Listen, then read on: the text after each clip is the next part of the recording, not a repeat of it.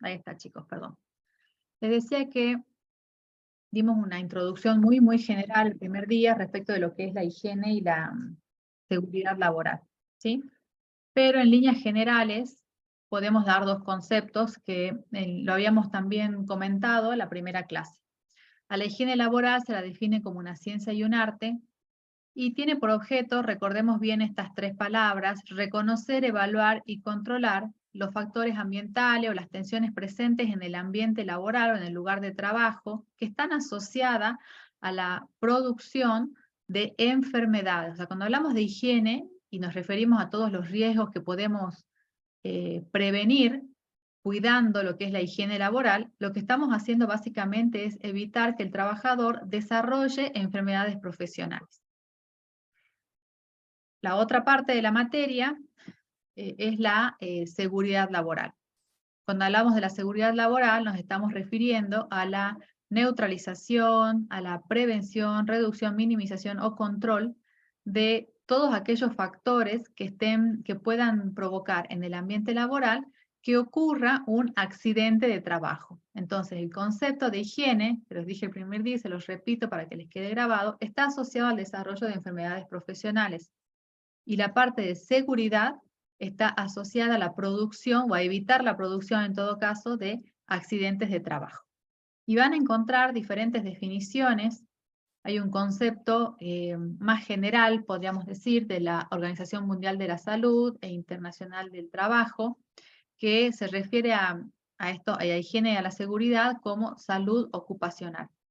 Entonces dice que la salud ocupacional busca mantener el bienestar físico, mental y social. La primera clase, cuando yo les decía que podía llegar a provocar o a dañar al trabajador, muchos de ustedes me dijeron el estrés, la parte psicológica, y es correcto, ¿sí? Eso también es considerado un factor que debe cuidarse en el trabajador. Dice bienestar físico, mental y social, porque también es importante entonces en el ambiente laboral las relaciones sociales entre los trabajadores, tanto en el mismo rango como el rango hacia abajo, podríamos decir, si son supervisores o tienen algún tipo de jerarquía, y también hacia arriba con las autoridades máximas de una organización.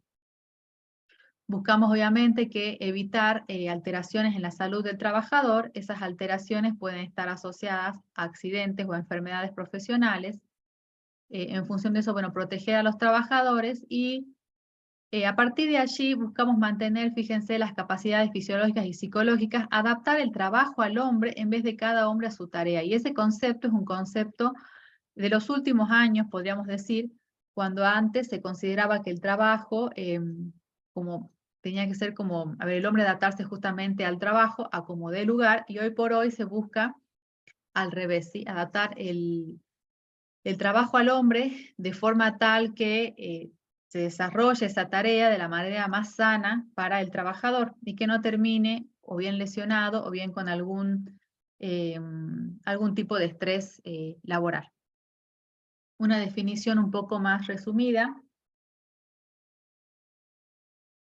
pero en concreto, fíjense que lo que buscamos es prevenir y controlar los accidentes y las enfermedades ocupacionales o profesionales que puedan llegar a desarrollarse en función de las diferentes actividades o a los riesgos a los que se expongan los trabajadores. Y para ello vamos a ver que el sistema que protege a los trabajadores y los diferentes organismos e instituciones que están dentro de ese sistema, podríamos decir, que los vamos a ver ahora enseguida, vamos a ver de qué manera interactúan o cómo se organizan. Seguramente muchos de ustedes ya lo tienen en claro, algunos más que otros, pero bueno, lo vamos a repasar ahora.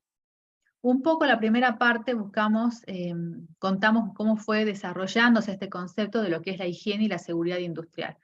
Hoy por hoy es impensado, y aún así, bueno, ocurren cosas bastante feas, pero es impensado, por lo menos acá en Argentina, pensar que un trabajador desarrolle sus actividades en condiciones que sean infrahumanas. Sin embargo, nos enteramos que en diversos lugares del mundo estas cuestiones no son del todo bien cuidadas, ¿sí? Si bien hoy por hoy les digo, en Argentina nos parece impensado eso, la Ley de Higiene y Seguridad en Argentina es del año 72, su decreto reglamentario del 79, y aún así podríamos decir que hasta hace menos de 10 años, la higiene y la seguridad era un tema cuidado en grandes empresas, pero no así a todos los niveles, y de hecho tampoco por parte del Estado. Bien, si comenzamos, hacemos un poquito de historia, brevemente, podemos ver que inicialmente, cuando recién comienzan a realizarse diferentes actividades a fin de prestar servicios o desarrollar actividades cotidianas como la agricultura, por ejemplo, la ganadería, esas actividades solían hacerse de manera artesanal, a pequeña escala.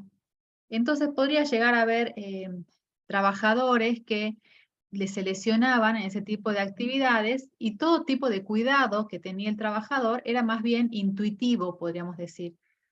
No venía por parte de la persona que contrataba a los trabajadores para realizar cierta tarea, sino que era un esfuerzo más bien personal del propio trabajador, intuitivamente o de carácter defensivo, para no lastimarse o no lesionarse.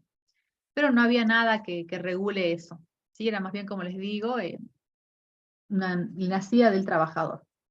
Cuando comienza la era industrial, la era de la máquina, en Europa, Gran Bretaña, comienzan entonces las industrias a mayor escala, de diferentes rubros, principalmente, por ejemplo, del área textil, y comienza, bueno, lo que se conoce como la era de la máquina. Se incrementa allí el número de trabajadores, y en esta época, fines del siglo, mediados del siglo XVII, comienzos del siglo XVIII, no había ningún tipo de legislación laboral que indique, por ejemplo, tiempo de los trabajadores realizando justamente su tarea, si algunos puestos eran de hombres o de mujeres, de niños. Entonces, en esa época, cuando comienza la revolución industrial, trabajaban mujeres, trabajaban niños, las jornadas laborales eran bastante extensas. No digo que las mujeres no quieran trabajar, pero ahí no había distinción allí respecto de un trabajo más exigente o más que requiera mayor esfuerzo y que por ahí sea conveniente que lo realice únicamente un hombre. No había ningún tipo de diferenciación por ese lado, y tampoco respecto de que trabajen niños justamente, y tampoco respecto de la duración de la jornada laboral. Por supuesto que mucho menos había algún tipo de protección o de cuidado hacia el trabajador. Por ese motivo, en esa época comienza a incrementarse el número de accidentes y de enfermedades profesionales, periódicamente, y de muertes también en los lugares de trabajo. Entonces, las muertes o cualquier tipo de lesión que podía llegar a sufrir el trabajador, se lo tomaba en aquella época como algo natural, como algo que era parte del progreso, algo que iba a ocurrir, tanto por parte de los mismos trabajadores, que aceptaban trabajos sabiendo los riesgos a los cuales se exponían, y por parte, por supuesto, de los empleadores también. ¿Sí? No había nada que indique que esto debía corregirse o manejarse de alguna otra manera.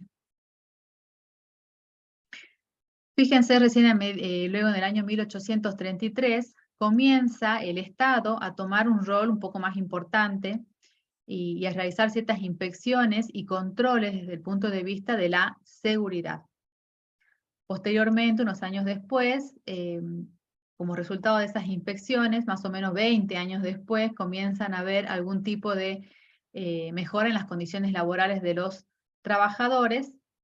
Y bueno, esto se va desarrollando en principio en Europa y luego pasa a América aproximadamente del año 63. Comienzan a aparecer en Estados Unidos inspectores laborales que verifican lo que ocurre con las condiciones de trabajo. ¿Qué decían las estadísticas? Que 2/3 partes de los trabajadores eran mujeres y niños, y el 50% fallecía antes de los 20 años de edad, como para que tengan una idea de cómo se desarrollaba y las condiciones infrahumanas realmente que priorizaban o que ocurrían en esa época. Con el correr de los años, justamente en el año 1870, se acorta la jornada laboral y se establecen las edades mínimas para trabajar, para que trabajen los niños, y se implementan algunas mejoras desde el punto de vista de la seguridad. Y en el año 77 aparece finalmente una ley que obliga a resguardar las máquinas peligrosas. Nosotros, cuando estudiamos riesgo mecánico, vamos a ver el tipo de protecciones que tienen que tener las máquinas Pero bueno, en esa época que lo que se priorizaba fue todo el boom, la revolución industrial y la existencia de las máquinas tienen movimientos de rotación, movimientos de corte, y no había ningún tipo de protección en la operación de ese tipo de maquinarias, con lo cual dependía un poco de la idoneidad del operador de la misma, y en función de esa misma idoneidad podía llegar a ocurrir algún accidente también. Con lo cual, bueno, aparecen las primeras leyes que buscan de alguna manera resguardar las máquinas peligrosas. De hecho, las partes peligrosas de las maquinarias se conocen como resguardos. En París, en 1883, aparece un asesoramiento a industrias en temas de seguridad, tomando entonces, o comenzando a tomar esta cuestión de manera un poco más seria por parte de profesionales, y en el siglo XX se crea una asociación de protección de los trabajadores, que actualmente es la OIT, la Organización Internacional del Trabajo. Yo inicialmente les di una definición de salud ocupacional de la OIT, que trabaja en conjunto con la Organización Mundial de la Salud, sobre todo en establecer límites permitidos de exposición frente a ciertas sustancias que pueden llegar a ser contaminantes. Y en función de eso también se basa la OIT, entre otras cosas, en los estudios que realiza la OMS, la Organización Mundial de la Salud, para ciertas sustancias y mantener actualizados esos valores. Esta organización entonces está hoy por hoy vigente y sigue resguardando lo que corresponde a la seguridad de los trabajadores. En este contexto, nosotros también, como país, les decía que en el año 1972 apareció la Ley 19.587, Ley Nacional, vigente hoy por hoy todavía en el país, que es la Ley de Higiene y Seguridad del Trabajo. La ley es bastante corta. Lo que es más importante de la ley es su decreto reglamentario, que es el decreto 351 de 79. ¿Por qué digo que es más importante? Porque más allá de ser es más bien una ley práctica, una ley que establece metodologías de trabajo, establece pautas para poder resguardar las condiciones laborales de los trabajadores en los diferentes temas. Entonces, de esta manera, bueno, tiene disposiciones generales, habla de los establecimientos, establece, por ejemplo, la cantidad de sanitarios que debe tener un establecimiento, según la cantidad de hombres o de mujeres, si los trabajadores están allí durante todo el día, si necesitan higienizarse antes de ir a sus casas, por ejemplo, trabajadores que se exponen a sustancias como el plomo y que necesariamente en su lugar de trabajo tienen que higienizarse para no llevar el contaminante a la casa, bueno, la cantidad de duchas que tienen que tener, cómo deben ser los desagües en las industrias para que no provoquen o no expongan a los trabajadores. Todo esto se refiere acá, fíjense, en lo que se habla de características constructivas de los establecimientos. Luego, comienza en el título 4 a hablar de lo que se conoce como higiene, ¿sí? Fíjense que incluso están bajo este título. ¿Y qué aspectos toca? Los habíamos mencionado la primera clase. Lo que tiene que ver con carga térmica o la exposición o el estrés por calor, que puede llegar a provocar ciertas enfermedades a los trabajadores. Lo que es la contaminación ambiental, y cuando habla acá de contaminación ambiental se refiere al ambiente laboral, o sea, ambiental, pero en el ambiente laboral, no externa al ambiente laboral, sino dentro de ese ambiente laboral. Y acá se listan principalmente los contaminantes químicos y se establecen los límites para estos contaminantes químicos, lo que vamos a ver la teoría que viene. Habla de la exposición a radiaciones y cómo debe controlarse. Habla de lo que es la ventilación en los ambientes laborales, cómo hay que hacer estos cálculos justamente para dar solución a la contaminación química y también a la carga térmica. La ventilación va a ser una solución para esos dos aspectos. Habla de lo referido a los niveles de iluminación y las exigencias o los niveles que deben cumplirse según el tipo de tarea que se va a realizar. En lo que son los ruidos y las vibraciones, establece ciertos límites. Estos límites fueron modificados por una normativa que vamos a ver enseguida.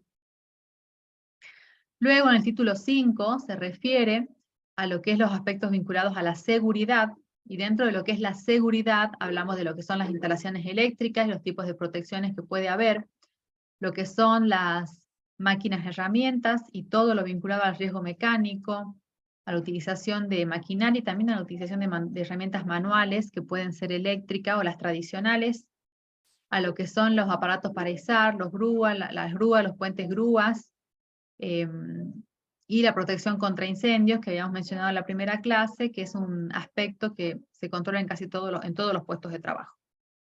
También dispone o se hace referencia a lo que, a lo que es la protección personal del trabajador y al uso de los elementos de protección personal. Y también, yo no copié todo lo que está acá, pero también habla de lo que tiene que ver con las capacitaciones a los trabajadores. Bien, estos aspectos eran contemplados entonces ya en la década del 70 en nuestro país. Y se fueron poniendo en práctica progresivamente. Las leyes en general cuando salen no llevan cierto tiempo, ese tiempo puede llegar a ser muchos años, más de 10 años les diría, para comenzar a implementarse, para comenzar a ver resultados de la implementación de las leyes, ¿sí? Pero bueno, ¿cómo será que esta ley todavía, como les digo, está vigente? Si bien es actualizada en algunos aspectos o complementada por un montón de normas que dicta el organismo que controla todo lo que tiene que ver con la higiene y seguridad, que fíjense que recién cobró importancia, esto ya lo vamos a pasar, en el año 95, ¿sí? Bueno, acá terminaba de contar lo que tenía que ver con la ley, que era la capacitación y otros aspectos que ya vimos. En el año 95, en el medio, entre el 72 y en el 95, han surgido otras normas. Yo estoy resaltando aquí las normas más importantes. Enseguida, si quieren, podemos entrar a Infoley y podemos ver todas las normas que complementan o reemplazan a las leyes a la Ley de Higiene y Seguridad. Recién en el año 95 se crea un organismo que va a controlar y va a velar por el cumplimiento de todas las normas que tienen que ver con la higiene y seguridad. Este organismo es creado por la Ley de Riesgos de Trabajo, que es la Ley Nacional 24.557. Ese organismo, lo habíamos mencionado también en la primera clase, es la Superintendencia de Riesgos de Trabajo. Y es hoy por hoy el organismo que se encuentra aún vigente y que se encarga de cuidar y de velar por el cumplimiento de estas normas, y en otras palabras entonces de asegurarse que los trabajadores estén protegidos. ¿Qué otros aspectos importantes tiene esta ley, la 24.557? Como importante es que crea un seguro obligatorio para los trabajadores. Antes de la creación de esta ley, los trabajadores no estaban asegurados por si ocurría algo dentro de sus puestos de trabajo. Con la creación de este seguro, surgen lo que se conocen como aseguradoras de riesgos de trabajo, que son las compañías de seguro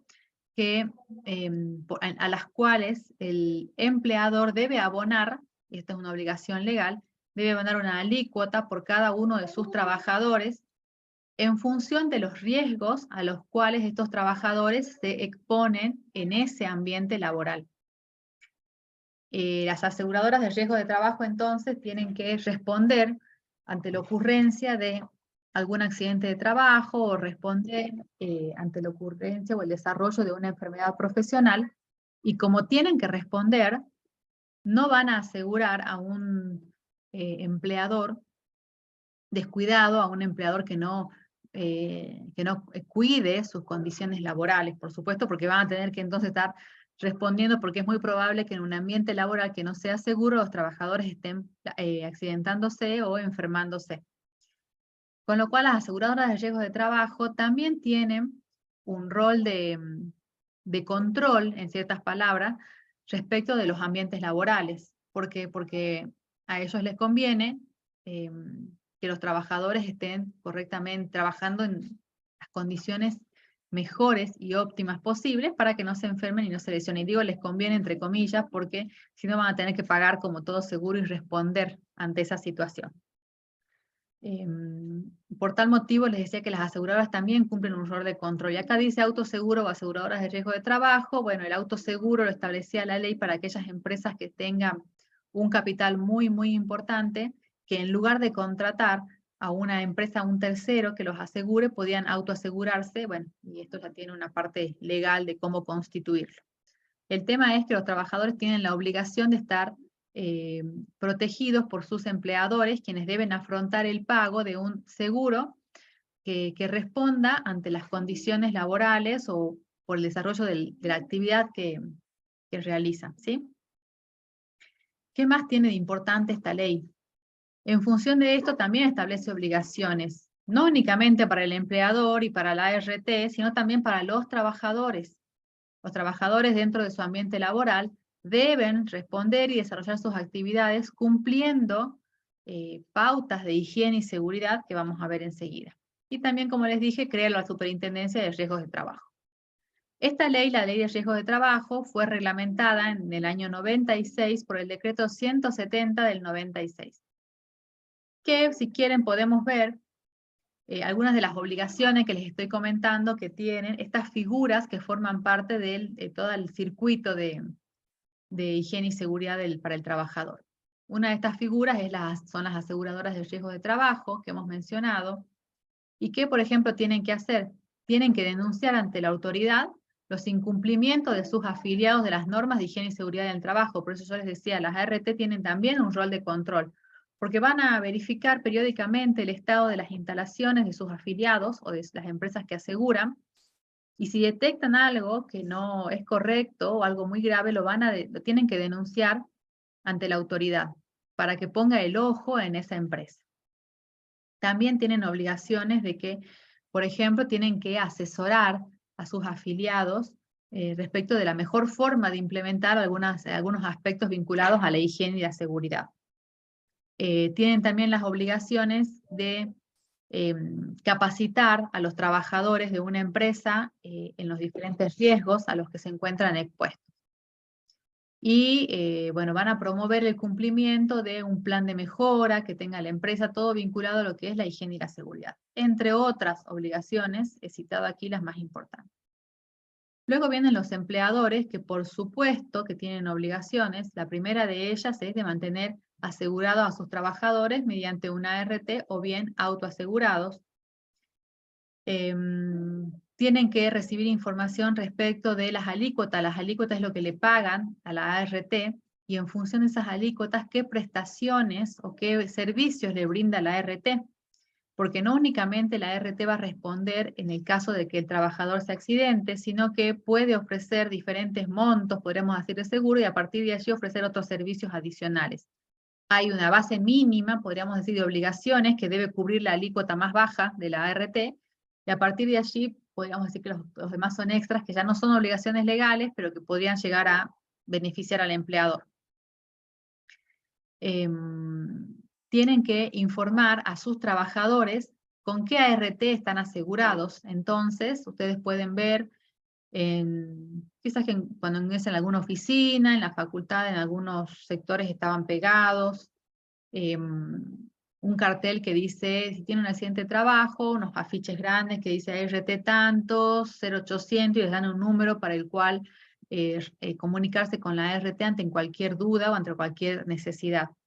Se les entrega a los trabajadores una credencial con sus datos de afiliación a la ART y también los números más importantes para que el trabajador los utilice en caso de que sea necesario. Esa es una obligación del empleador, ¿sí? Los trabajadores deben saber qué ART los cubre en el caso de que lleguen a necesitar utilizarla. ¿Qué más tienen que pasar? En el caso de que ocurra un accidente o se desarrolle presuntamente una enfermedad profesional, tienen que informarla a la ART y a la Superintendencia de Riesgos de Trabajo. Deben cumplir, por supuesto, con un ambiente laboral seguro, y en ese marco, todo lo que tenga que ver con la higiene y seguridad, y mantener un registro de siniestralidad, es decir, cuidar, mantener un libro de actas, algún detalle en el caso de que ocurran ciertos accidentes dentro de los ambientes laborales. Los trabajadores, seguimos, fíjense, con la Ley de Riesgos de Trabajo y su decreto reglamentario. ¿Qué obligaciones tienen los trabajadores? No solamente tienen derechos, sino también tienen algunas obligaciones. Tienen derecho a recibir información respecto de los riesgos presentes en sus puestos de trabajo y capacitarse en esos riesgos a fin de poder desarrollar sus tareas de la manera más segura posible.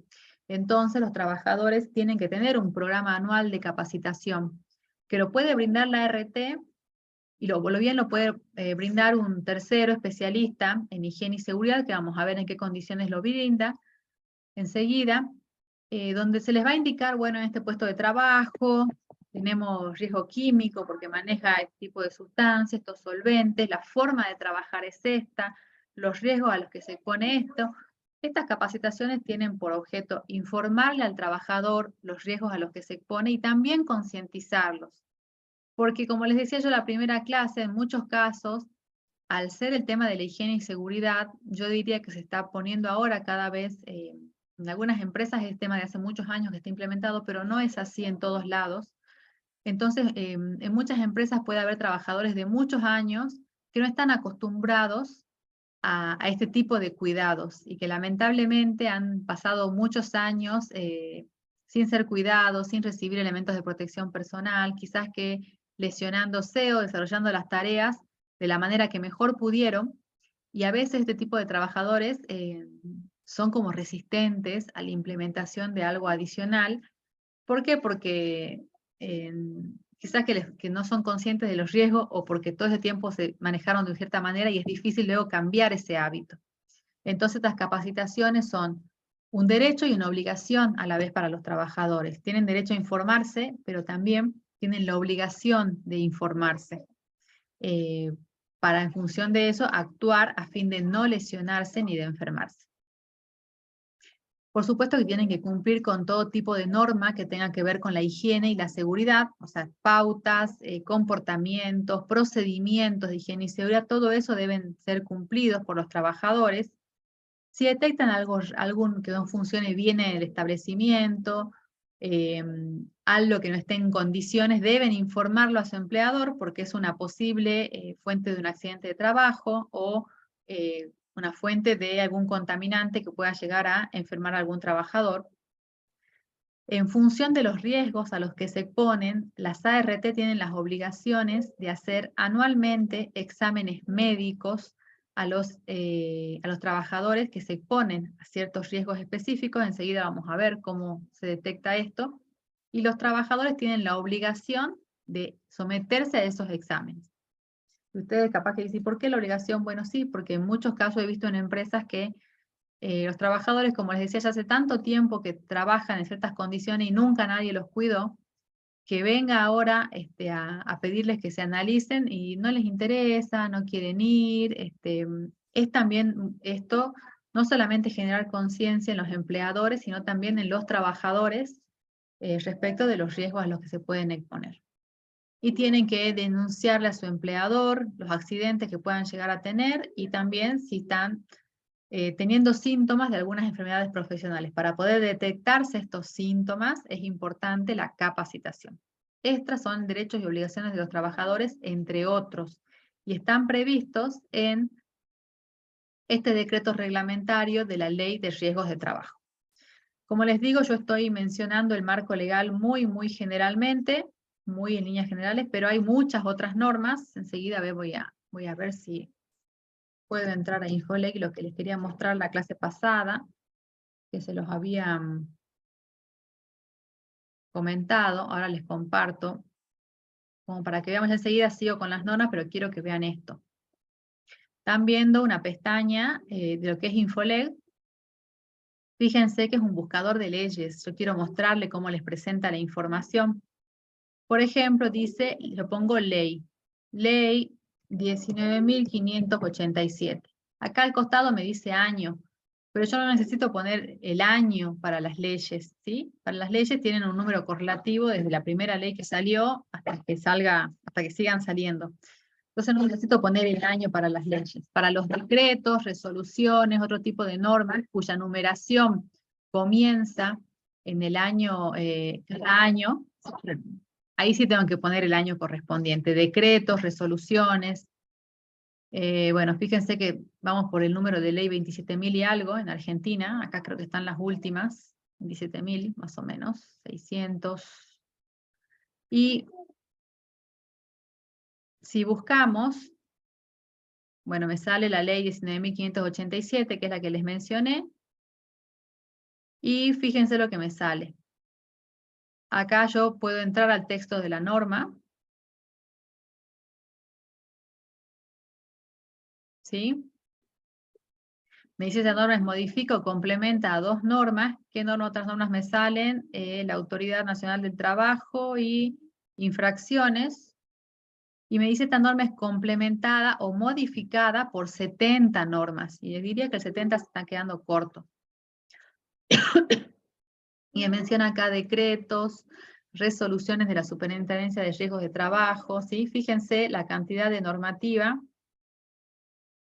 que complementa lo que es la norma de higiene y seguridad. Por eso yo les digo que estamos viendo las más relevantes, no todas, sino las más importantes. Continuando entonces con esto, fíjense que pasamos del año 72 al año 95 con la Ley de Riesgo de Trabajo, que está plenamente vigente y es una ley relevante en materia de higiene y seguridad. Y en el año 96 también comenzó a salir normativa específica según los rubros, las diferentes actividades. ¿Esto por qué? Porque la ley 19.587, que es la primera ley que salió, contenía aspectos muy generales, tratando de abarcar la mayor cantidad de puestos de trabajo, de tipos de trabajo posibles. Sin embargo, había actividades que, por cómo se desarrollan, tenían algunos riesgos específicos que no estaban contemplados dentro de la ley 19.587. Eso hizo que sea necesario que se dicten nuevos reglamentos específicos según el tipo de industria o actividad. Uno de ellos es el decreto 911, que salió también en el año 96 y que regula la higiene y seguridad para la industria de la construcción. ¿Y qué aspectos tenía la industria de la construcción que no estaba contemplado por la ley de higiene y seguridad? Por ejemplo, tenía contemplado, no estaban contemplado el tema de lo que son los obradores. Vieron que la industria de la construcción puede desarrollarse, puede construir un edificio, o bien puede construir rutas, por ejemplo, y cuando tiene una línea de alta tensión, cuando tiene este tipo de actividades, que podríamos decir que es al aire libre, con un frente de trabajo que va avanzando, modificándose, por ejemplo, estaba previsto el tema de los baños. Entonces, dentro de los aspectos que contempla la industria de la construcción, esta normativa es cómo debe ser el obrador, cómo deben estar previstos los baños, los sectores, los vestuarios para los trabajadores, cosas que antes no estaban contempladas, entonces que los trabajadores la hacían como podían. Eso, por ejemplo, entre otros aspectos. En el año 1000, también en ese mismo año, surge una normativa específica que regula cómo debe prestarse el servicio de medicina del trabajo y de higiene y seguridad laboral para los trabajadores. Yo lo tengo por aquí abierto porque quería mostrarles. Este decreto está hoy por hoy vigente todavía. Y lo que les quiero mostrar es cómo deben protegerse a los trabajadores mediante la contratación de un profesional específico, idóneo en temas de higiene y seguridad. Antes esto estaba contemplado por el decreto 351, que es el que regula la ley de higiene y seguridad. Pero a partir de este nuevo decreto de 1338, básicamente la diferencia es que el decreto habilita a que se contrate a un tercero que pueda prestar el servicio de higiene y seguridad. Y lo que dice este decreto es cuándo es obligatorio que una empresa tenga un profesional contratado que les ofrezca el servicio de higiene y seguridad. Eso tiene que ver con los riesgos a los que se expone el trabajador y también con la cantidad de empleados, de trabajadores que hay en el establecimiento. En función de eso, el decreto diferencia a los trabajadores que son administrativos, que los contempla como el 50%, podríamos decir, de los trabajadores que realizan tareas administrativas, y los contempla en un 100% a los trabajadores que se desempeñan en tareas de producción. Hace esa diferencia el decreto. En principio porque el trabajo administrativo tiene ciertos riesgos, pero que no son los mismos que un trabajador que se encuentre, por ejemplo, en una planta operando ciertos equipos. Entonces, en función de eso, ¿qué establece? Establece las horas que debe cumplir el médico laboral y fíjense que establece de a partir de 150 trabajadores equivalentes, los llama, y esos trabajadores equivalentes se cuentan. Si son administrativos, el 50%, y si son trabajadores del sistema de producción, se contempla un trabajador. En función de eso nos saca la cantidad de trabajadores totales equivalentes que tiene un establecimiento, y según las cantidades establece las horas que debe cumplir el profesional especialista médico laboral, brindando servicios en el establecimiento, controlando a los trabajadores, ¿sí? Y fíjense que ese número es desde 150 trabajadores equivalentes. Y en función de eso son las horas médicos semanales. Si son 150, perdón, a partir de 151 en realidad, son 5 horas. El servicio de medicina laboral también es un servicio que pueden ser contratados por terceros. Por ejemplo, la universidad, la facultad, tiene un servicio que, tiene un servicio de medicina laboral en el cual, en el caso de que un docente, una docente se enferme, donde se reporta y en función de eso se hacen los controles. No solamente el control de ausentismo, sino el control de algún tipo de accidente laboral o de alguna enfermedad que se pueda llegar a desarrollar. Eso sería respecto a los médicos laborales. Aquí fíjense que este decreto establece quiénes pueden prestar el servicio de higiene y seguridad. Son los ingenieros laborales, licenciados en higiene y seguridad, ingenieros y químicos con curso de posgrado en higiene y seguridad en el trabajo, acá está mal la viñeta, de no menos de 400 horas, o sea, de más de 400 horas, desarrollados en universidades estatales o privadas. O sea que hace falta un posgrado, una especialización para poder prestar el servicio de higiene y seguridad laboral. También habilita un grupo de técnicos que se conocen en el ámbito de la higiene y la seguridad como los técnicos 313.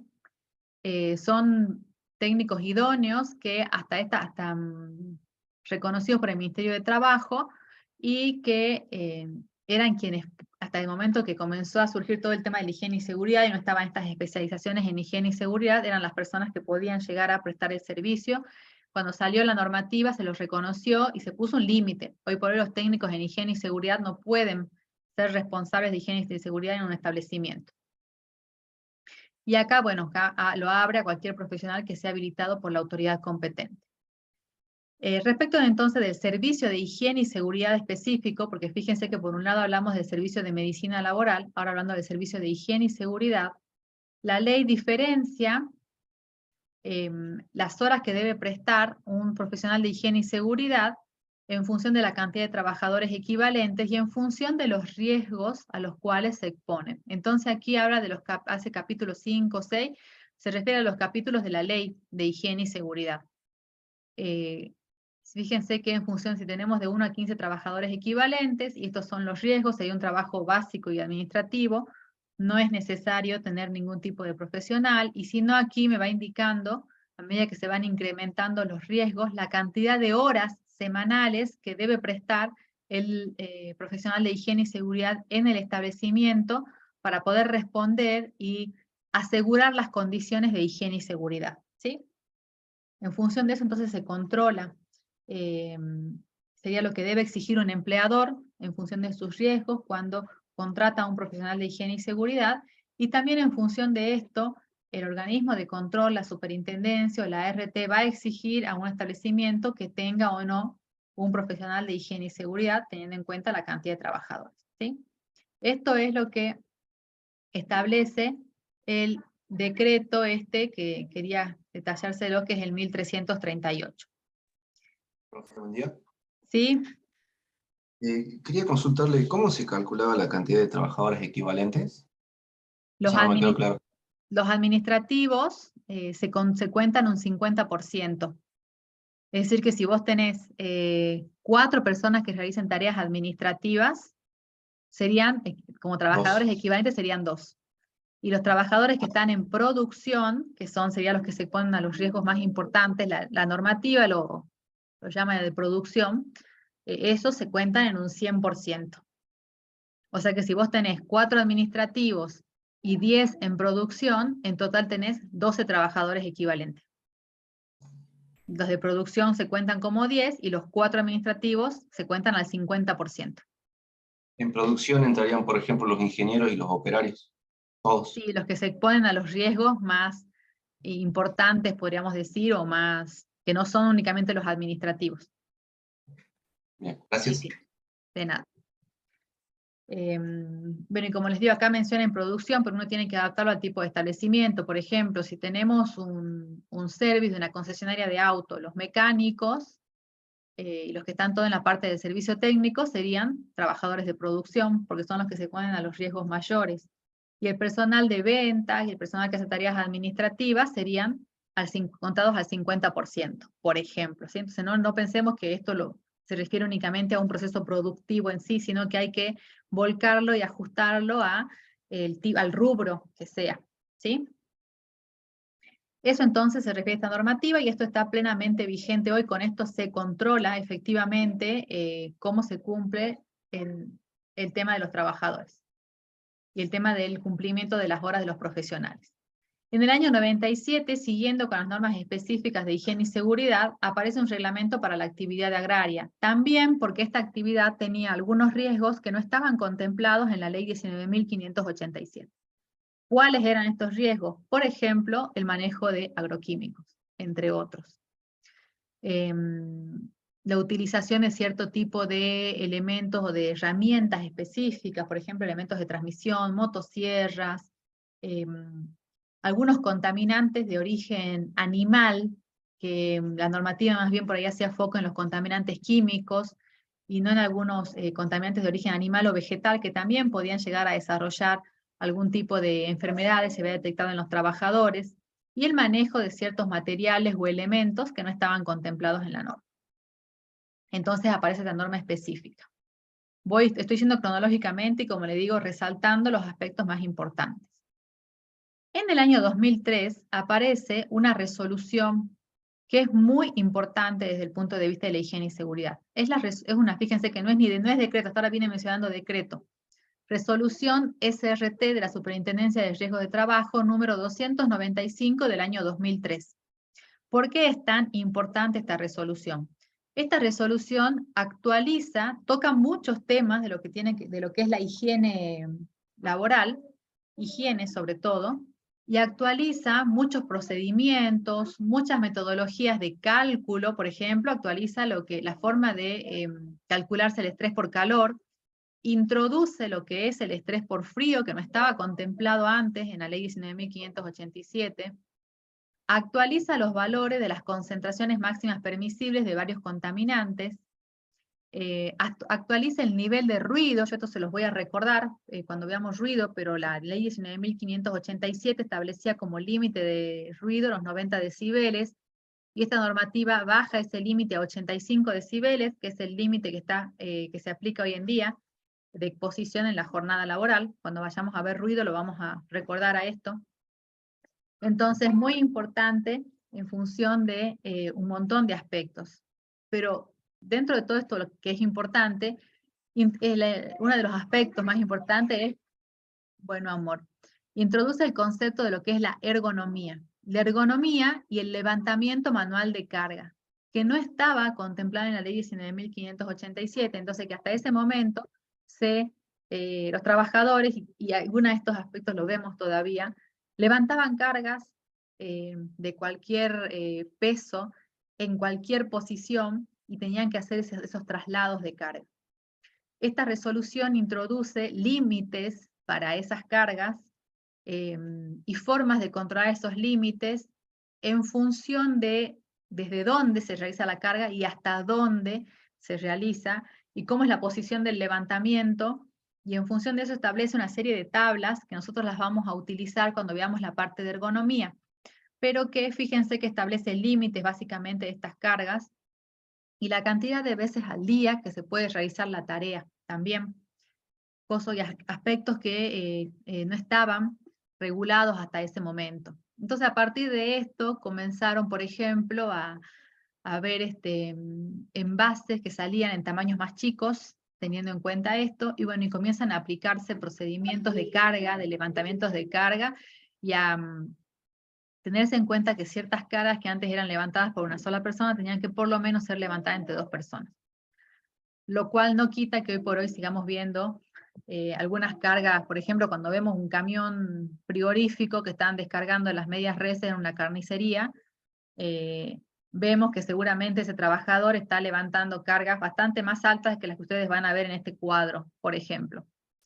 si bien lo realizan a la tarea de manera en un trayecto corto, y bueno, lo que no sé es cuántas veces al día la realizarán, pero vamos a ver cómo regula la normativa y cómo establece esto y de qué forma hay un protocolo para poder controlar lo que tiene que ver con los aspectos ergonómicos. Entonces esto es muy importante desde el punto de vista de higiene y seguridad porque no era un aspecto que no estaba contemplado en la ley 19.587. Siguiendo con las normas más relevantes, repito, y específicas, en el año 2007, para los chicos de minas, se establece el reglamento de higiene y seguridad para la actividad minera. Este reglamento es lo que está vigente para el desarrollo de la actividad minera. Ha tomado hasta ese momento todos los valores y las actualizaciones que ha tenido la norma 19.587. Por ejemplo, tiene un capítulo de ruido donde establece el nivel de ruido en 85 decibeles. Tiene un capítulo de iluminación donde tiene un cuadro donde establece los diferentes niveles de iluminación en función de ciertas tareas, por ejemplo. Y por supuesto que cubre riesgos específicos que no estaban contemplados dentro de la ley 19.587, como la señalización en las minas, el manejo de explosivos, la minería subterránea. Bueno, tiene un capítulo de minería de carbón, que capaz que para nosotros no se aplica tanto, pero sí para otros lugares, y de la minería a cielo abierto, ¿sí? Muchos aspectos que la ley no contemplaba. Y también, bueno, como les digo, van surgiendo otras normas, yo algunas se las voy a ir nombrando a medida que vayamos cursando. Por ejemplo, no les he nombrado la que tiene que ver con las enfermedades profesionales, la vamos a mencionar ahora y la vamos a mencionar en la siguiente clase, que es de higiene industrial. Cuando, por ejemplo, salió en la época de la pandemia, con el tema del COVID, salieron normas específicas de cómo desarrollar la actividad, y cómo se debía proteger a los trabajadores, teniendo en cuenta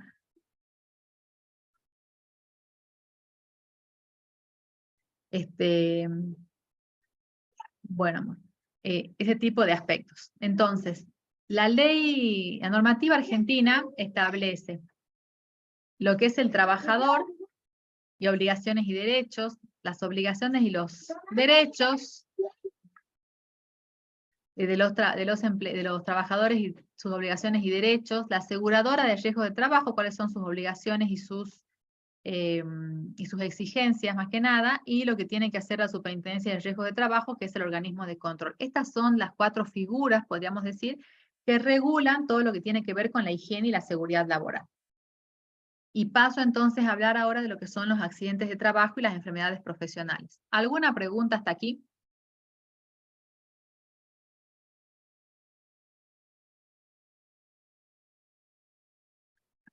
Bueno, si no hay preguntas, continúo. El accidente de trabajo y la enfermedad ocupacional, enfermedad profesional es equivalente. ¿Qué es el accidente de trabajo? Un hecho no deseado, ya hemos dicho también en la clase pasada, un hecho no deseado que ocurre de manera repentina, interrumpe un proceso normal de trabajo y resulta en daños a las personas, a la propiedad o al proceso productivo, y siempre representa pérdidas. O sea, yo les decía, en un concepto amplio de accidente laboral, el accidente laboral no siempre lesiona al trabajador, puede lesionar las instalaciones, puede lesionar el producto que se está fabricando, pero siempre representa pérdidas. Ese es el concepto que nosotros vamos a manejar de manera global de accidente laboral. Luego, cada establecimiento, cada industria, cada organización puede hacer su definición más específica de lo que es un accidente laboral a los efectos de sus propios procedimientos internos, ¿no? ¿Qué es la enfermedad ocupacional? La enfermedad ocupacional es un daño causado de manera directa por el ejercicio de una profesión, por el desarrollo de una tarea, que se produce de manera lenta y progresiva. Y voy a hablar primero de lo que son las enfermedades profesionales, que 2 aspectos deben tenerse en cuenta o pueden llegar a provocar una enfermedad ocupacional. Una concentración o nivel de contaminante superior a los límites permisibles, y cuando hablo de contaminantes me estoy refiriendo a contaminantes químicos, pero también a contaminantes físicos o biológicos. Y un tiempo de exposición de los trabajadores lo suficientemente largo. Estos 2 factores tienen que ocurrir para que un trabajador desarrolle una enfermedad profesional. ¿Con esto qué queremos decir? Que una exposición puntual de un trabajador a cierto contaminante es muy probable que no le desarrolle una enfermedad profesional. Puede ser que el nivel de exposición al contaminante sea levemente por encima de los valores, ¿sí? Pero ¿cuál es el inconveniente? Que ese leve exceso del nivel permitido, que se repite todos los días durante años, podríamos decir, termina desembocando, si no se toman, si no se detecta a tiempo, si no se corrigen esas condiciones del ambiente laboral, si no se evalúa periódicamente al trabajador para poder detectar que algo que está comenzando a estar mal, puede llegar a desarrollar en el trabajador una enfermedad profesional. Con esto quiero decir que el desarrollo de las enfermedades profesionales no es algo inevitable, es algo que requiere atención y sobre lo que se debe actuar es sobre alguno de estos dos factores. Básicamente, por eso existe la higiene y la seguridad, o para eso existe en todo caso la parte de la higiene, que es la que asociamos a la enfermedad profesional, para poder monitorear permanentemente las condiciones laborales de forma tal de que no se den estos factores, para que el trabajador justamente no se enferme. Por eso es importante la presencia del profesional de higiene y seguridad que evalúe, que analice los puestos de trabajo, que converse con los trabajadores y les pregunte cómo están, porque también en todo esto a veces los trabajadores, si bien tienen el derecho y tienen la obligación de informar las condiciones laborales, pero muchas veces los trabajadores, por su propia personalidad, por no perder el puesto de trabajo, porque bueno, convengamos que no siempre la relación del empleador respecto a sus trabajadores es de la máxima confianza, sino que el empleador es una autoridad a quien a veces el trabajador responde de la mejor manera para mantener su puesto de trabajo. Entonces, no siempre hay una confianza para poder por ahí contar esto que pasa. Y muchas veces el trabajador se calla por miedo.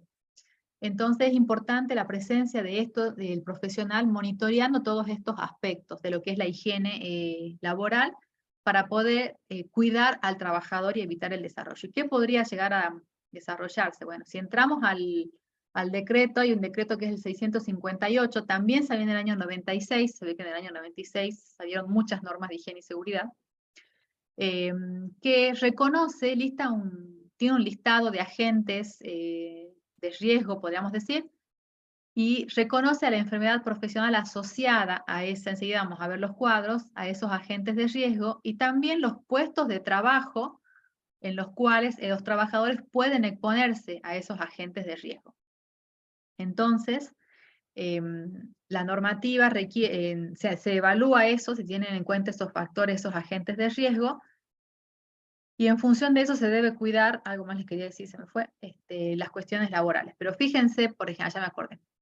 Les decía, por ejemplo, de los contaminantes químicos, entonces van a encontrar una gran cantidad de enfermedades profesionales que se pueden llegar a desarrollar en función de un nivel excesivo de un contaminante químico.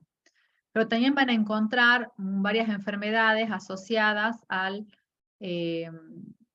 contaminantes físicos como las radiaciones, como el calor excesivo. Nosotros lo vamos a ir viendo a medida que vayamos viendo los riesgos. También a contaminantes biológicos, ¿sí? Por ejemplo, a niveles excesivos de ruido, un contaminante físico, por ejemplo, cuando el agente es ruido, este decreto detecta la enfermedad profesional, la define como la hipoacusia perceptiva, y acá lista las actividades que pueden llegar a tener niveles de ruido excesivos, lo cual este dictado es orientativo, pero no taxativo. Es decir, que si uno va a un ambiente laboral, detecta un nivel de ruido y no está dentro de estas actividades, eso no quiere decir que no se va a controlar.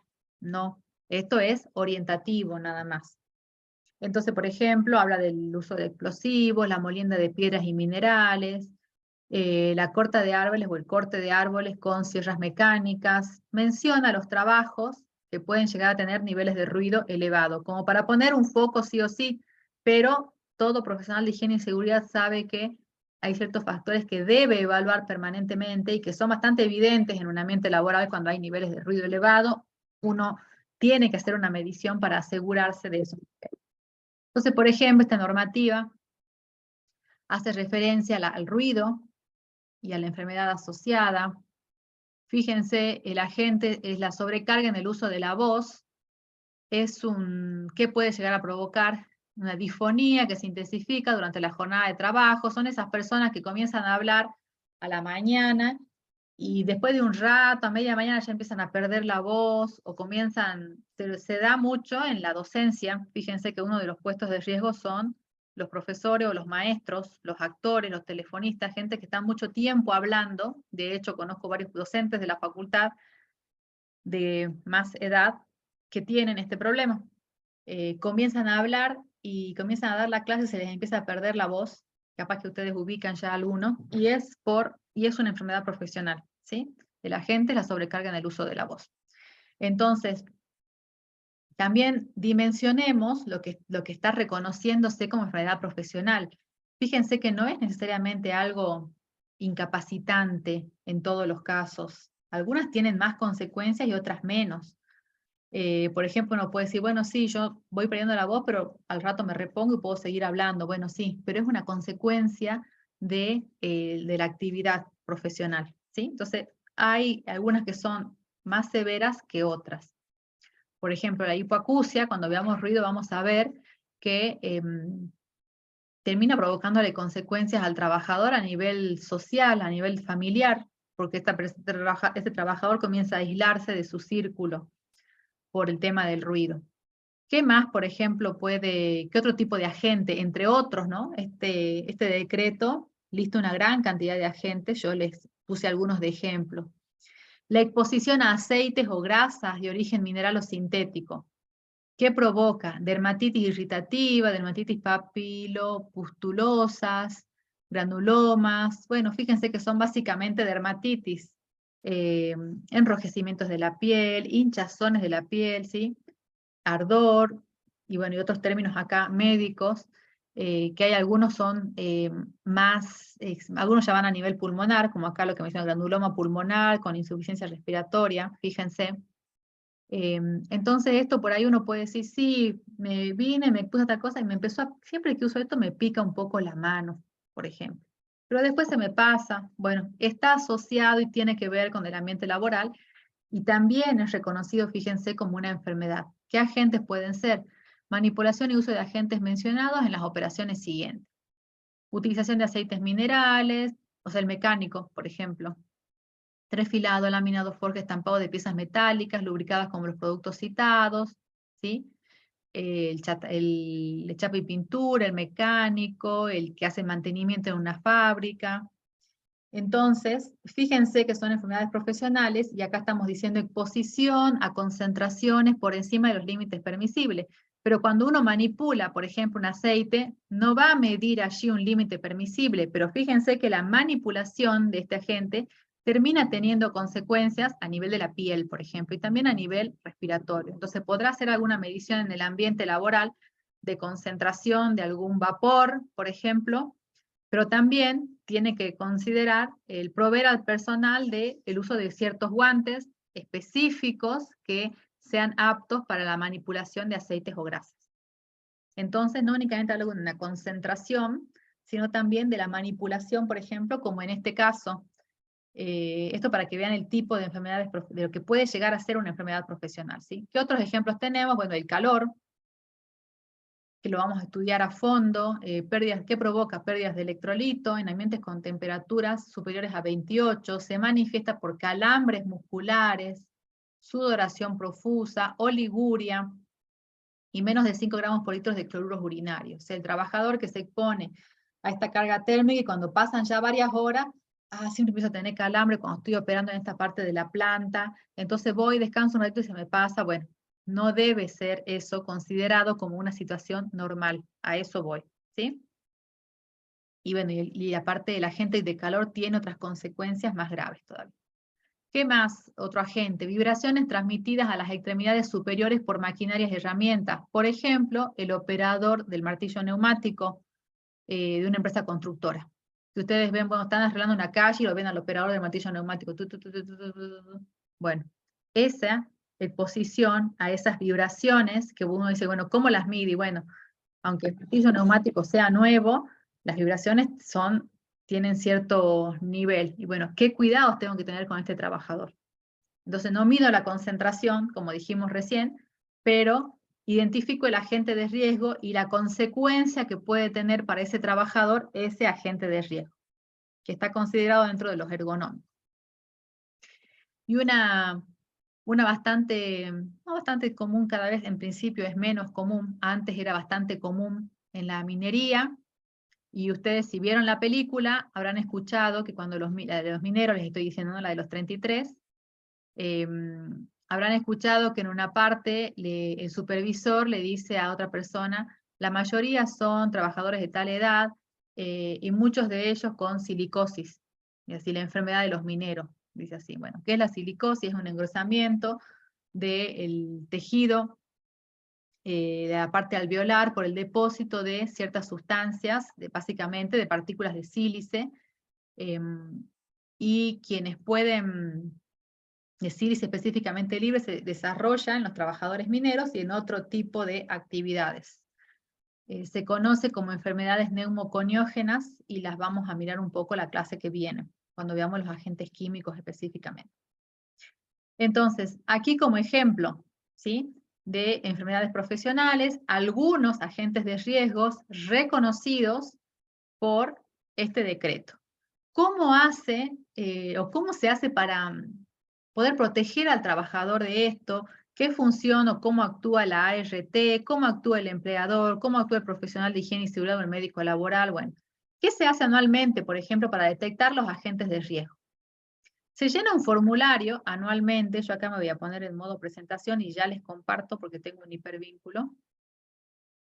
Se llena un formulario que se llama relevamiento de agentes de riesgo. Yo tengo acá uno de Swim Medical, pero el listado es el mismo, es una disposición de la Superintendencia de Riesgos de Trabajo donde se listan los agentes de riesgo, ya se los muestro. Se los muestro como para que ustedes tengan una idea qué se va llenando, cómo se entera, cómo sabe la RT a qué agentes de riesgo se exponen los trabajadores, cómo reconoce el empleador esta situación. Bueno, esto es parte del relevamiento que tiene que hacer el médico laboral y el de higiene y seguridad laboral. Fíjense que se listan los agentes químicos, y yo enseguida sigo con la tabla, es bastante extensa, están los físicos, están los biológicos, con un código. Entonces, tenemos aceites minerales, ácido cianhídrico, clorhídrico, así, no me voy a poner a leer todos. Plomo, por ejemplo, tiene cada uno su código, yo les voy a mostrar nada más. Sigo con los químicos son un montón. Luego tengo los biológicos, Brucela, virus de la hepatitis, bueno, acá se agregó en la época del COVID, Trypanosoma cruzi, el virus de la fiebre amarilla, ¿sí? Agentes biológicos con su código, agentes termohigrométricos y otros, el calor, presión superior a la presión estándar, presión inferior a la presión estándar, el trabajo del buzo, por ejemplo, posiciones forzadas y o gestos repetitivos en el trabajo, extremidad superior. Acá entra un poco el riesgo ergonómico, ¿sí? Posiciones forzadas y o gestos repetitivos en el trabajo 2, extremidad inferior. Por ejemplo, el trabajador que tenga que hacer cierto tiempo de la jornada laboral, siempre levantando una carga del, no sé, del pecho hacia arriba. Un montón de veces el peso no es mucho, pero lo hace muchas veces durante la jornada laboral. Lo mismo con las piernas, ¿sí? La sobrecarga en el uso de la voz que habíamos mencionado recién. Agentes físicos, ruidos, radiaciones ionizantes, infrarroja, ultravioleta, láser, iluminación insuficiente, vibración del cuerpo entero, vibraciones transmitidas a la extremidad superior por máquinas y herramientas, que es lo que le mencionaba recién, el martillo neumático. Están todas las enfermedades aquí, y lo que se hace es llenar un formulario donde uno lista el nombre del trabajador, se llama planilla de relevamiento de agentes de riesgo, lista el nombre del trabajador y a la par indica el código al que se expone el trabajador, ¿sí? Cada RT tiene un formato en particular, pero básicamente es una tabla, una planilla, donde uno va indicando el trabajador y a la par va listando el código. del riesgo al que se expone el trabajador. Eso se presenta ante la ART. Entonces, allí pondrá, por ejemplo, hay que leer claramente estos agentes de riesgo y seguramente van a estar listados en este relevamiento de agentes de riesgo, principalmente los trabajadores de producción, a menos que tenga algún trabajador administrativo que se exponga a alguno de estos riesgos, pero ya no dejaría de ser administrativo y pasaría a ser de producción, ¿sí? Si se expone a alguno de estos riesgos, entonces, con nombre y apellido, e indico a qué se está exponiendo. Con esa planilla, que debe ser presentada anualmente, como es la responsabilidad del empleador, debe ser presentada anualmente, firmada por el empleador y firmada por el profesional responsable de su confección, que puede ser el médico o puede ser el responsable de higiene y médico laboral o el responsable de higiene y seguridad. La ART debe realizar a esos trabajadores identificados sus exámenes periódicos. Por ejemplo, si puse como agente de ruido, la ART debe realizar anualmente las mediciones o el estudio de esos trabajadores de los niveles de ruido para una audiometría o algún otro estudio que considere necesario para ver si ese trabajador, que se supone que está cuidado con los niveles de ruido correspondientes, porque esto se complementa con una medición de ruido del ambiente laboral, pero funcionan las dos cosas, o sea, yo tengo que medir el ruido, supongamos que el nivel de ruido está reducido al máximo, ¿sí? Pero en algún sector la máquina es nueva, pero tiene más del nivel permitido por la ley.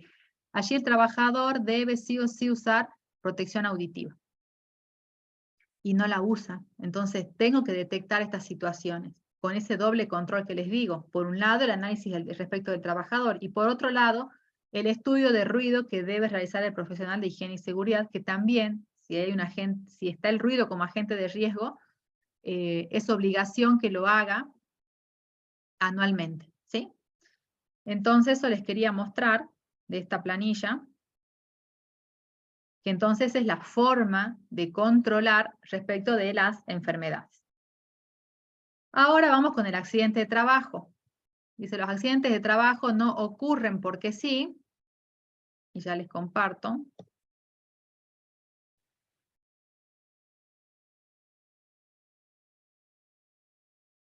A ver si me deja ver. Un segundito. Ahora les comparto. Porque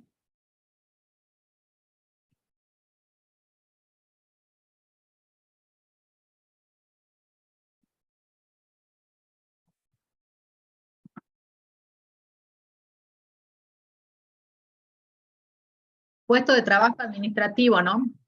Pero bueno, fíjense todo lo que puede llegar a pasar. Miren adelante y también miren al fondo.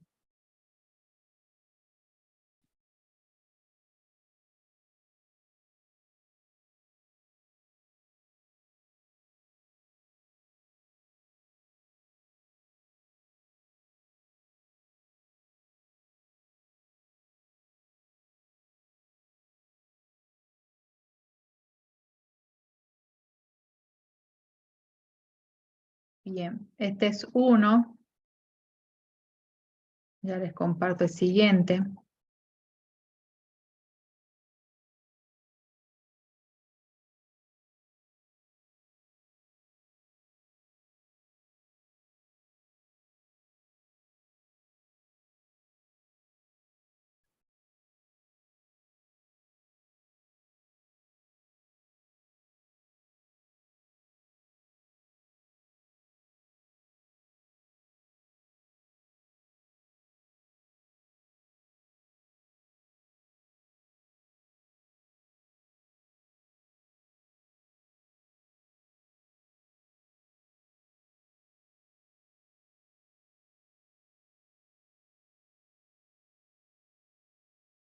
Y por último,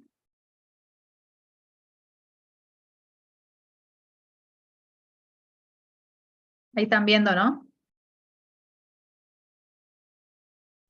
Sí, profe. Bien.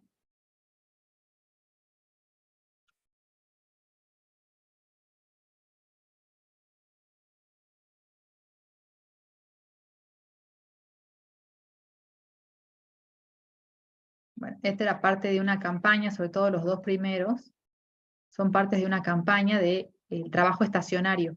Stationary is bad, decía al final. Trabajo estacionario no es bueno. Y a partir de allí comenzaron a implementarse lo que se conocen como pausas activas, o era parte de ese tipo de campaña, así que hoy se implementa, uno ve más implementado en diferentes puestos de trabajo. Entonces decimos que los accidentes no ocurren porque sí, sino que siempre obedecen a causas o a diferentes factores. ¿Cuáles son los factores en un accidente de trabajo? Y sobre esto trabajamos en el práctico normalmente. Son 6: el agente, la parte del agente, la condición mecánica o material de seguridad, el tipo de accidente, el acto inseguro y el factor personal de seguridad. ¿Qué es el agente? El agente es el objeto que está vinculado expresamente con la lesión o con el accidente propiamente. Por ejemplo, si se cortó el dedo con una sierra, la sierra es el agente, ¿sí? Entonces es el objeto que está directamente, o la sustancia, vinculada con la lesión que le provocó al trabajador. Nosotros los vamos a identificar, vamos a hacer ejercicios y vamos a poder identificarlo. La parte del agente es la parte específica vinculada a la lesión, o la que provocó la lesión. Si se cortó el dedo con una sierra, la sierra es el agente y el filo de la sierra es la parte del agente que le provocó la lesión. ¿Sí? ¿Qué más? ¿Qué otro factor? La condición insegura. La condición insegura es algo material que tiene que ver con el ambiente laboral o con los elementos que maneja el trabajador que no cumplen con las condiciones de seguridad y que por eso terminan provocando la lesión. Por ejemplo, como indica acá, un piso sucio, resbaladizo, la iluminación deficiente, una sierra que no esté correctamente afilada, esa es la condición insegura. Un martillo que no tenga asegurado su cabeza, entonces al martillar voló la cabeza y lo golpeó en la frente a otro trabajador. Esa es la condición insegura, ¿sí? Es lo asociado, es algo material asociado a la ocurrencia del accidente, que no cumple con la norma de higiene y seguridad, pero tiene que ver con lo material. ¿Por qué resalto esto? Porque a veces se confunden la condición insegura con el acto inseguro, ya lo vemos. Luego, el tipo de accidente. Es el mecanismo por el cual se establece el contacto entre el trabajador que se accidentó y el objeto que le provocó el accidente. Por ejemplo, si se cortó el dedo con la sierra, que es el ejemplo que estamos dando, el tipo de accidente es el corte. Si se golpeó la cabeza con la cabeza del martillo que no estaba correctamente asegurada, el tipo de accidente es el golpe.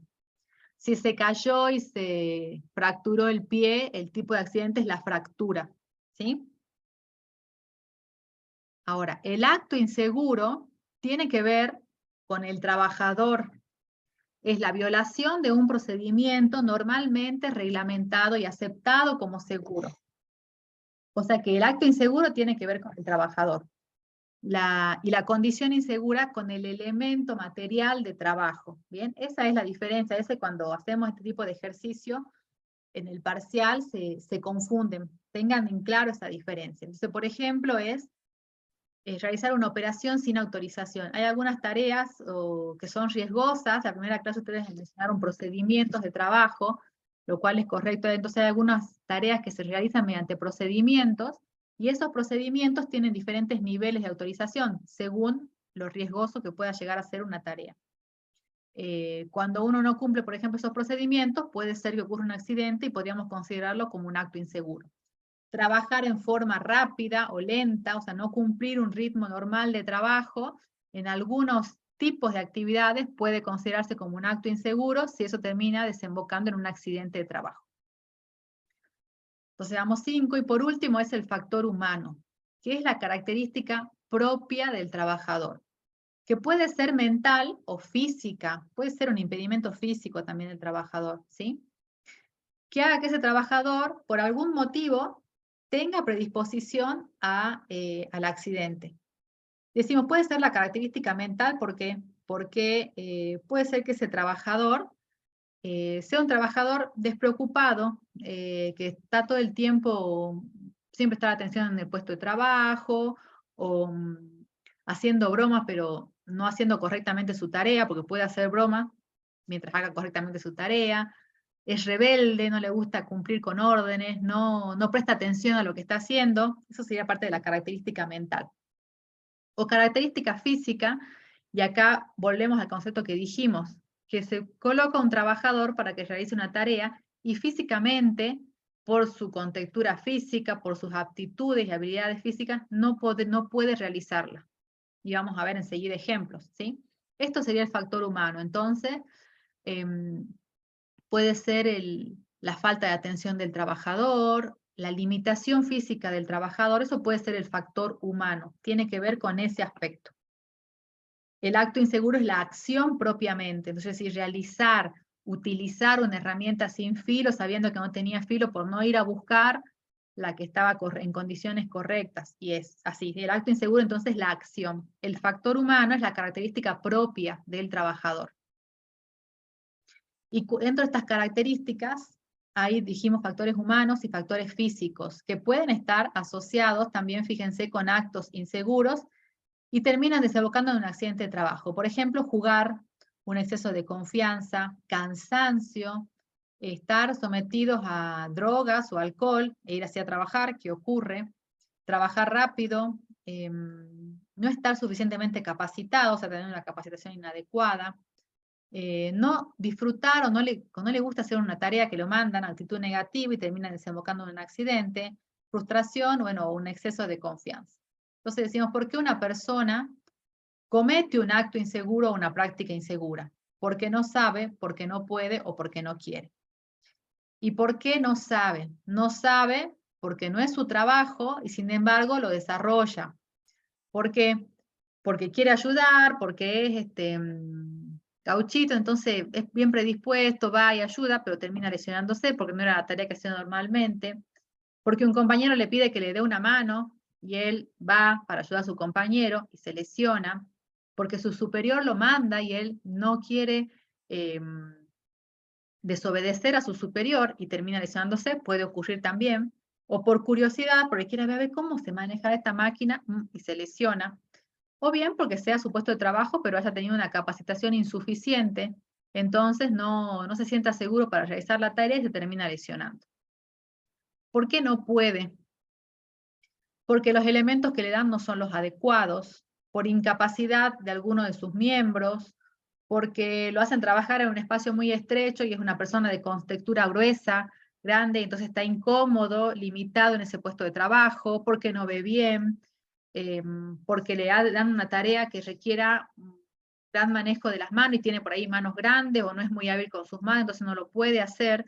Entonces aquí está el concepto que dijimos de adaptar el trabajo al hombre y no el hombre a su trabajo, porque eso a la larga termina desembocando en un accidente de trabajo. Y por último, ¿por qué no quiere? Y bueno, al trabajador le pueden pasar muchas cosas porque no son robots, entonces puede llegar un día y estar preocupado porque tiene a su madre enferma, algún familiar enfermo, entonces estar desconcentrado ese día de su tarea y termina desembocando en un accidente, porque tiene problemas con su pareja, porque está renegado de la vida y ese renego lo lleva a su trabajo y termina pasando algo, porque no se lleva bien con su compañero, que puede pasar tranquilamente, porque no se siente seguro, tiene miedo de la tarea que le asignaron y sin embargo la realiza, ¿sí? Hay un montón de factores del trabajador que pueden también a la larga llegar a desembocar en un accidente de trabajo. Pero fíjense que esos factores son completamente evitables. Quedan situaciones, algunas fotos acá como para mirar, que pueden llegar a desembocar en un accidente de trabajo. Esta persona arreglando algo eléctrico con los pies en el agua. Este trabajador que no está agarrado ni de un arnés ni nada y está realizando trabajos en altura. Este otro trabajador también que tiene un equilibrio con las escaleras para poder realizar su tarea, no tener los elementos necesarios. ¿Cómo se detectan estas situaciones del trabajador? Hay otro formulario que debe llenarse anualmente y que es obligación del empleador llenarlo y por lo general se lo encarga al responsable de higiene y seguridad, que es una planilla que se presenta ante la ART. La ART hay un sistema en Internet, un sistema que manejan las ART, que está vinculado con la Superintendencia de Riesgos de Trabajo, donde se sube todo el material de manera digital, y allí se controlan los cumplimientos. Es un sistema así como el SIU, por darles que lo manejan todas las universidades, y se puede controlar desde Buenos Aires, bueno, lo mismo para el tema de Superintendencia de Riesgos de Trabajo y el tema de los riesgos laborales.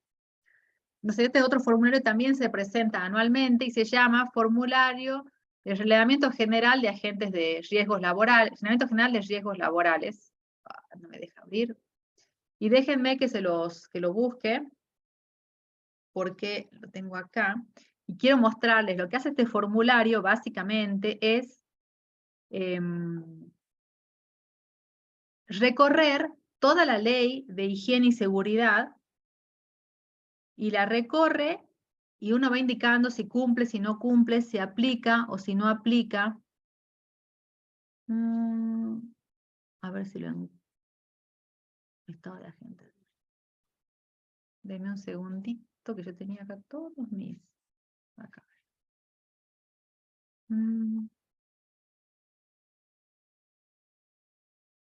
Acá.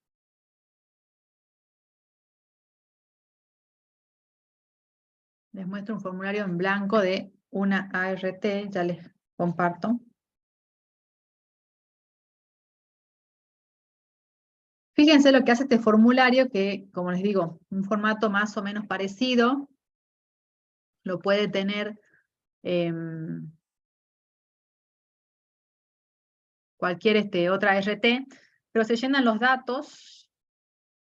Perdón, estoy con el agente de riesgo. Ah, no, perdón, estoy otra vez con el agente de riesgo, perdón. Tenía que llenar.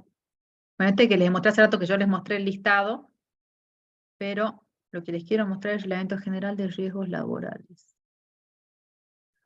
Bueno, yo les voy a mostrar, ya les comparto ahora.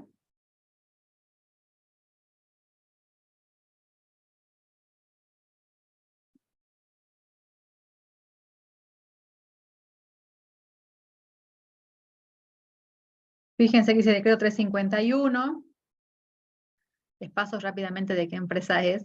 Y acá va recorriendo la ley de higiene y seguridad, y uno va mostrando, dispone del servicio de higiene y seguridad, fíjense que marca sí, no, si no aplica, y en qué fecha lo regulariza. Y va recorriendo toda la ley de higiene y seguridad, las herramientas, y va preguntando, ¿las herramientas están en estado de conservación adecuado? Si hay herramientas, uno pondrá sí. Si en ese lugar no se usan herramientas, pondrá no aplica. Si las herramientas no están en estado de conservación, pondrá no, porque esto lo llena el responsable de higiene y seguridad, y es, como su nombre indica, es responsable por la veracidad de estos datos. Pondrá no, y pondrá aquí en qué fecha lo va a regularizar. Y así tiene como una serie de preguntas guía para poder uno ir evaluando las condiciones de seguridad de los establecimientos, ¿sí? Esto se llena, como les digo, anualmente para todos los establecimientos. Y mira las herramientas, las máquinas, cómo son los espacios de trabajo, los aspectos ergonómicos, la protección contra incendios, el almacenaje de sustancias, la disposición en realidad de las sustancias almacenadas y luego el almacenaje de sustancias peligrosas, el manejo de las sustancias peligrosas, riesgo eléctrico, aparatos sometidos a presión, elementos de protección personal, iluminación y color, condiciones hidrotérmicas, radiaciones ionizantes, láser, radiaciones no ionizantes, provisión de agua, desagües industriales, baños, vestuario, aparatos para izar, capacitación, el uso de vehículos, contaminación ambiental, ruido, ultrasonido, infrasonido, vibraciones, gases, soldaduras, escaleras, manejo de máquinas, herramientas y la aplicación de otra resolución. Todos esos aspectos se llenan de esta manera, poner sí, no, no aplica, y si ponemos un no, tenemos que poner en qué fecha se va a regularizar. Por ejemplo, se realizaron las mediciones de ruido, uno pone no, pero el año pasado sí la hice, o sea, no estoy en falta, porque hago unas anuales, y acá si en este establecimiento tengo gente que se expone a los niveles de ruido. Entonces pongo no, y la hago, no sé, en julio. Y no es un pecado poner un no, ¿sí? Depende cuáles son los antecedentes de la empresa, en realidad. Bueno, y esto es una declaración jurada que es constatada con la ART, que irá a verificar que esto sea real, ¿sí? Lo que se está declarando. Pero bueno, acá firma el empleador y firma el responsable de higiene y seguridad también. De esta manera, entonces, uno puede controlar los diferentes aspectos de la higiene y la seguridad en un establecimiento. Entonces, esos dos formularios, o sea, ¿de qué forma está todo esto? La aseguradora de riesgo de trabajo, la superintendencia, bueno, anualmente, por ejemplo, con el reglamento de agentes de riesgo y con el reglamento general de riesgos laborales, las empresas son controladas y es parte de lo que debe cumplimentar el profesional de higiene y seguridad de manera anual, de acuerdo a los plazos que esté poniendo en este reglamento general de riesgos laborales y por supuesto que de acuerdo a los riesgos que tengan en el establecimiento, ¿sí? Yo voy a continuar con la última parte de la clase. El resto no voy a hacer el ejemplo que hago normalmente, lo vamos a hacer en clase directamente, que es un tipo de accidente de trabajo que se llama accidente in itinere. Es un accidente de trabajo que está reconocido por la Ley de Riesgos de Trabajo y que es el accidente que se da desde que el trabajador sale de su casa hasta que llega a su lugar de trabajo o desde que sale de su lugar de trabajo y vuelve a su casa. En ese trayecto, en el trayecto de ir al trabajo o de volver del trabajo a su casa, y al trabajador si le llega a pasar algo, es considerado un accidente de trabajo, un tipo de accidente de trabajo en particular que se llama accidente in itinere, o sea, en el trayecto, ¿sí? Y por tal motivo es reconocido por la ley, de hecho, como les digo, está acá en el artículo 6 de la Ley de Riesgos de Trabajo, y la ART debe responder en el caso de que el trabajador le pase algo, yendo al trabajo o volviendo de su trabajo. Entonces, para ello, ¿cómo se controla el in itinere? Como todos los trabajadores tienen un domicilio declarado en el lugar de trabajo, uno asume que el trabajador sale de su casa a la mañana, llega al trabajo, se considera un tiempo razonable desde donde vive, por lo general 1 hora, si vive más lejos será más tiempo, y lo mismo cuando sale del trabajo y vuelve a su casa. Hay un trayecto normal que puede llegar a ser, ya sea que vaya en auto, que vaya en colectivo, hay un trayecto, ¿sí? Ese in itinere, entonces en función de eso será, si llega a pasar algo al trabajador, también en función del medio de transporte en el que se traslade, puede tener más o menos riesgos de que le ocurra algo, y si llegase a pasar, tienen que poder llamar a la ART y que les reconozca. ¿Por qué motivo se puede llegar a modificar el in itinere? La ley reconoce 3 motivos. Razones de estudio, yo salgo del trabajo y me voy a estudiar a la facultad, no vuelvo a mi casa, lo tengo que declarar, tengo que ir a rendir un parcial, lo tengo que declarar, porque el trabajador tenga otro trabajo, entonces yo de acá me voy a mi otro trabajo, o a la mañana vengo de mi otro trabajo, eso tiene que ser declarado para que uno reconozca cuál es el trayecto que hace el trabajador al llegar al puesto de trabajo, o cuando se va del puesto de trabajo, o por atención de familiar directo enfermo y no conviviente. Está enferma mi mamá y tengo que llevarla me toca esta noche cuidarla en la clínica porque la tengo internada, lo declaro, ¿sí? Y bueno, acá dice que hay que presentar el certificado con la debida anticipación. La mayoría de los accidentes de trabajo son provocados por causas asociadas al tránsito. Indica acá, bueno, hay una serie de estadísticas que puede llegar a desarrollar un accidente in itinere. Por ejemplo, de los accidentes de tránsito ocurridos in itinere, en 1 de cada 3 hay fallecidos, o sea, puede llegar a provocar la muerte de un trabajador, un accidente in itinere, porque lo atropellaron, porque pasó algo, porque chocó. ¿Y cuáles son las causas? Si se traslada en su propio vehículo, excesos de velocidad, ingestión de drogas o alcohol al conducir, conducir cansado, no cumplir con las normas de seguridad, no usar el cinturón de seguridad, no tener el auto en condiciones, si voy en moto no utilizar casco, los niños en los asientos delanteros, no cumplir con los semáforos, circular en contramano, falta de luces, todos esos pueden ser causas de un accidente. ¿Y qué provoca el accidente? Golpes, cortes, heridas, aplastamientos, fracturas, amputaciones o el riesgo de vida propiamente. También puede ser un trabajador que vaya caminando porque el trabajo le queda cerca y sale un perro y lo muerde un perro. Eso también es un accidente in itinere, que no está acá dentro de todos los factores. Fue un hecho fortuito, pero bueno, es in itinere porque iba al trabajo y le pasó esto, ¿sí? Puede ser que el trabajador no esté haciendo nada y haya otro conductor imprudente que termine lesionándolo. ¿Sí? Puede ser que vaya caminando por la calle y justo pase por una vereda que está rota o en malas condiciones o algo que no está señalizado y me golpee, me caiga, me quiebre, me tropiece, me lesione. ¿Sí? O sea, no siempre es el trabajador el que le pasa todo esto, sino que hay una serie de factores externos que podían tranquilamente ocurrir. Cuando acá había, bueno, más cortes de calle y todas esas cosas, los colectivos pasaban por cualquier lado, los trabajadores se tenían que bajar por cualquier lado para llegar a sus puestos de trabajo, y bueno, tranquilamente allí se podría haber alterado el itinere por la situación social que teníamos, ¿sí? Eso también tiene que ser contemplado. ¿Qué otras consecuencias tiene? Y bueno, por supuesto que tiene asociado costos y gastos, tanto para la empresa, bueno, como para el trabajador. En principio, si el accidente es in itinere, eh, tiene que reconocerlo la RT y la empresa se hace responsable. Ahora, si pasó porque el trabajador, no sé, llegó borracho o venía borracho a trabajar, por decir, se le hizo un test de alcoholemia, resulta que estaba borracho porque hasta 2 horas antes estuvo reunido en un asado y de ahí se fue a trabajar, y bueno, ahí habrá consecuencias también para el trabajador, ¿sí? Por eso acá menciona al trabajador y habla de responsabilidades y sanciones. Cuando ocurre un accidente de trabajo, la ART tiene la obligación de hacer una investigación del accidente de trabajo. Y en función de esa investigación, detecta los responsables. Va a reconocer los gastos que tenga el trabajador. Y bueno, y la empresa, si resulta que el trabajador estaba borracho, después el trabajador tendrá que devolver, la empresa lo sancionará, bueno, se tomará alguna otra medida, ¿sí? Pero se atiende en principio la urgencia en el caso de que así sea necesario. Para que sea reconocido un accidente como accidente in itinere, hay que cumplir con 3 condiciones: un factor mecánico, un factor cronológico y un factor geográfico o topográfico. El factor mecánico es el medio de transporte en el que se traslada el trabajador. Si tengo mi auto que no le hice la revisación técnica, no le arreglo las luces, no funciona bien la dirección y yo me manejo en eso, y es probable que en algún momento tenga un accidente, entonces no me lo van a reconocer como accidente in itinere. Mejor que me traslade en colectivo. Ahora, si el colectivo no estaba en condiciones, es algo ajeno al trabajador, el trabajador iba a su puesto de trabajo, ¿sí?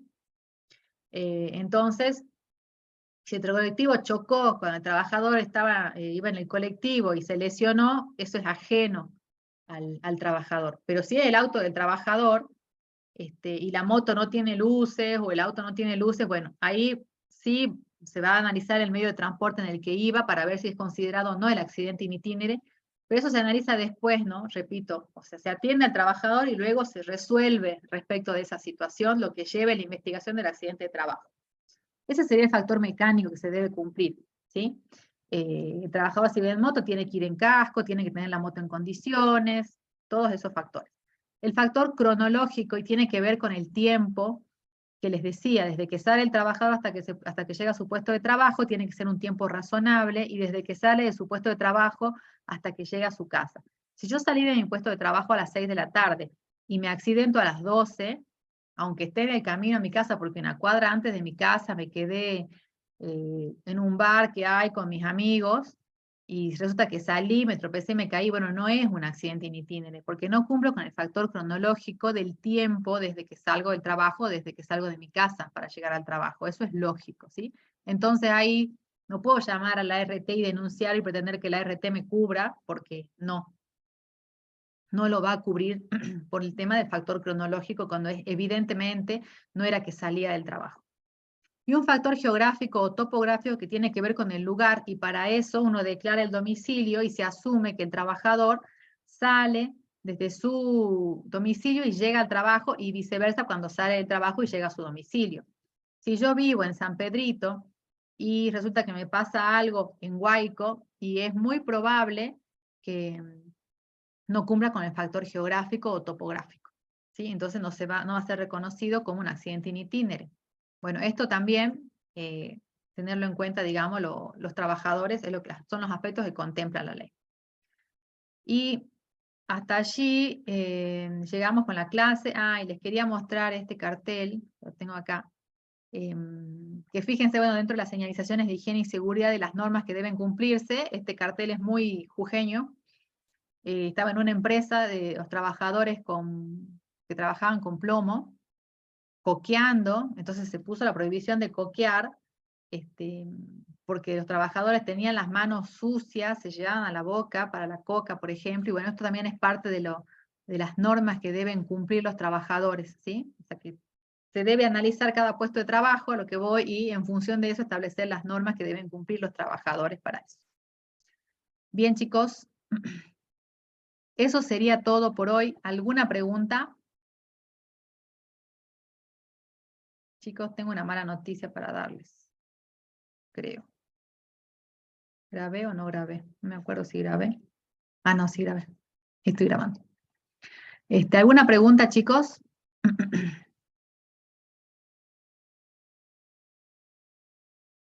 Bueno, si no hay preguntas, yo en cuanto tenga el video lo subo. Nos estamos viendo el jueves para hacer el primer práctico referido a accidente de trabajo y enfermedades profesionales. ¿Sí? Ayer me matriculé en el aula a las 23. Quería saber si puedo recuperar la actividad 1 y de qué forma. Voy a extender el plazo hasta el viernes, Joaquín, ¿sí? Ya les mando un mensaje por el aula. Tendrías que ver la película y mandar la respuesta. Bien. ¿Qué más les quería decir? Esta semana se va a terminar de regularizar el tema del SIU. Y porque no sé si a todos, entro al SIU y tengo 3 alumnos anotados de ingeniería química, los chicos que me consultaron respecto de las excepciones de las inscripciones. Hay una doble orden, lo que me explicaron ayer, que tiene que colocar el SIU, y hay una que no está colocada. Por ese motivo les sale que no se pueden anotar los chicos del plan 2022, ¿sí? Así que estén atentos toda esta semana y controlen ayer lo charlé, ahí se dieron cuenta de qué era lo que estaba pasando y bueno, tienen que solucionarlo en estos días. Así que estén atentos, por favor, a revisar el SIU para ver si ya pueden inscribirse, porque es hasta el domingo las inscripciones. Los chicos del plan 2007, ya también he solicitado formalmente que se les habilite la inscripción, debería estar apareciéndoles. También estén atentos toda la semana para poder inscribirse y matricularse, y avisen al resto de sus compañeros del plan 2007 que conozcan, porque la materia no se va a dictar en el segundo cuatrimestre, sino que se va a dictar solamente en el primero, porque en el segundo vamos a dar Ingeniería y Gestión Ambiental del plan 2022 a las 3 ingenierías. Así que por favor avisen a sus compañeros. Y en el aula virtual para los chicos del plan 2007 habilité una pestaña que todavía no tiene nada, pero allí voy a ir subiendo el material de la parte, el cronograma y el material de la parte ambiental para que también lo vayan viendo. ¿Sí, chicos? Bien. Dejo de compartir. Si no tienen preguntas, en el aula virtual va a estar disponible el práctico antes del día jueves, y el jueves vamos con el práctico a resolverlo y a discutir un poco todo esto que estuvimos charlando en la clase de hoy. Si no tienen dudas, cierro el enlace y se les va a cerrar para todos, chicos. No, tienen que irse ustedes, ¿cierto? Porque yo tengo que seguir en este enlace porque más tarde tengo clase. Bueno, enseguida yo ya me desconecto un ratito y me vuelvo a conectar. Pero bueno, esas son las novedades, chicos. Nos estamos viendo el jueves a las 8 en el anfiteatro, ¿sí? Así que acá apago mi... Chao, profe, muchas gracias. Nos vemos, chicos, que estén muy bien.